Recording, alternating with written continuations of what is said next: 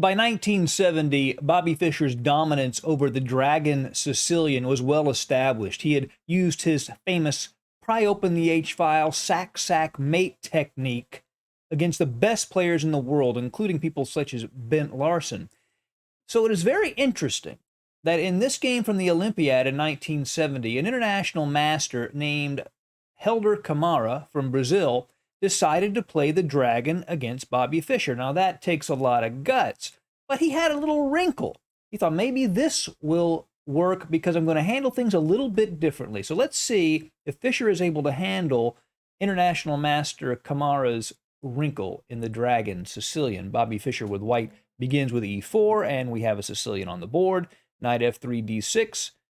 An open Sicilian and g6, the famous Dragon Sicilian, where black wants to create this very strong dark squared bishop on this long diagonal, breathing fire for the attack. Bishop to e3 from Fischer, the standard Yugoslav attack formation for white, where white plays queen to d2, plays bishop h6, trades off the dark squared bishop, and advances this h-pawn to pry open the h-file for the attack against a castled king. That's the idea. You're doing that against a king that is over here on g8 and has castled. Bishop g7, f3. Not only does it support e4, but keeps a knight out of b4, where it would harass this very important dark squared bishop. Knight to c6, queen to d2. Now, the normal way to proceed here is that black would castle kingside. And white has a few choices here. He can long castle, he can play bishop c4, he can also play g4. But instead of that, international master Camara plays bishop to d7. Now, this is seen as not the most accurate move because of this response, long castling. Black, if he can play d5 in these structures, would like to do so, but that's not possible now because the bishop gets in the way of the queen. But Fischer does not play that move. He stays along the same path that he normally would go on. Long castling was probably a little better, actually, but what does it matter? Bishop to c4 from Bobby Fischer, just placing that bishop on a strong square. Rook to c8. Camara places the rook on the half-open c-file, puts some pressure on the bishop and the c4 square, but notice what black is not doing. He is not castling. He is delaying castling. I think what he might have been thinking is, if I don't castle, then I don't have to worry about the standard kingside attack because my king's not going to be over here. So is Fischer going to be able to make an adjustment to this strategy? I say that jokingly, of course. Bishop to b3, standard, of course, getting out of the way of the attack of the rook. Queen to a5, a standard maneuver from black. This queen serves many purposes. Puts some pressure against the king, hits a2, and can also be used in defense by moving over the king side. Long castling from Bobby Fischer, and normally you might expect black to go ahead and castle here, but he does not. He continues the plan without castling, trying to save that tempo and keep the king from going over to the king side.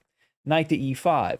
Standard again, the idea is the knight will come into c4, and by hitting the queen and dark squared bishop, white will take it with the light squared bishop because that's seen as a less important minor piece. Although in one famous game, Fischer went ahead and let black take the dark squared bishop, and he still won. But that's the idea, to get rid of this bishop and clear up the c-file a little bit. So here, Fischer goes ahead with the standard plan. Ready to play h5, ready to open up the h-file. He doesn't care if he loses a pawn or not.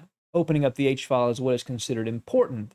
But black does not castle. Plays knight to c4, as we said. Fischer takes the knight. Rook takes c4. So black has delayed castling, and it is harder for white to execute the standard Yugoslav attack here. But there's one big problem. This rook at h8 is really needed in the attack. Black does not have enough pieces, really, without that rook to execute an effective attack. Also, his king is still in the middle of the board. I mean, usually that's a less safe king, isn't it? Knight to b3 from Bobby Fischer. Hits the queen. Queen goes to c7 with the idea of playing b5. And if it were black's move right now and he played b5, he would have a decent attack. Bobby Fischer plays a very strong move, almost certainly the strongest move on the board. Bishop to d4. what he's doing is he still would like to play h5, but he wants to trade off those dark squared bishops. If he can get that dark squared bishop off of the board, it relieves any pressure black has. Any hope of an attack would pretty much disappear with that bishop off the board. Bishop to c6. Perhaps black is aiming for this d5 move. This is something that black usually wants to do in a dragon. So bishop to c6. It does interfere, however, with the queen and the rook. It interferes with their coordination. So now we ask ourselves the basic question that Fischer asked himself. How do you attack a king in the middle of the board? Well, you open up lines, and you do that with pawn exchanges. So Fischer plays e5, looking to exchange these pawns and open up this d-file for his queen and rook, with the king just sitting there waiting to be attacked.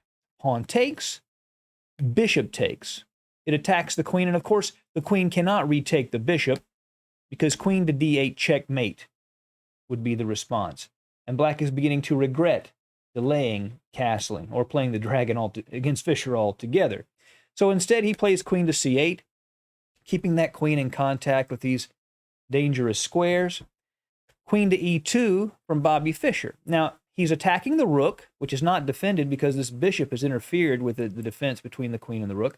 And he's also aiming that queen directly at the king so that this pawn at e7 can be pinned in some lines, and that too will cause black some problems. And he doesn't have time to castle now.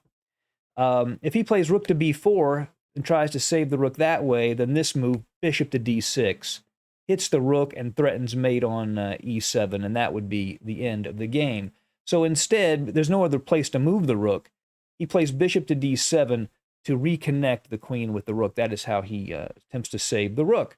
But when the king is in the middle of the board, as Mikhail Tal has showed us many times, the position is ripe for a sacrifice, and Fischer does exactly that. Rook takes d7, getting that bishop off of the board and giving black a series of very bad choices. If he takes with the queen, then he would lose the rook. The queen wouldn't defend the rook anymore. That would be a whole exchange.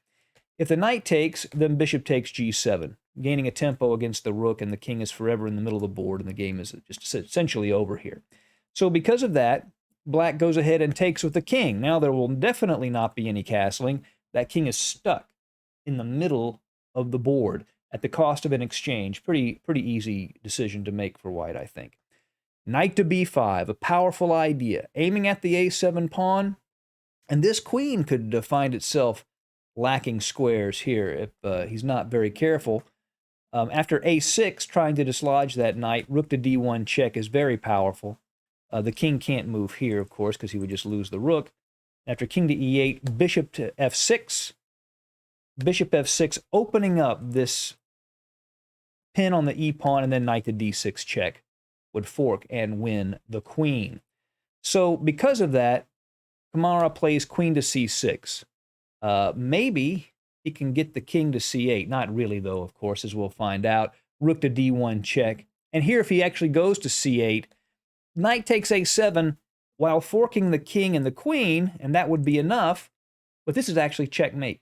This is a mating position. The knight controls this, the bishop controls b8, and the rook controls the d-file. So you don't have to worry about the queen. The king would be mated.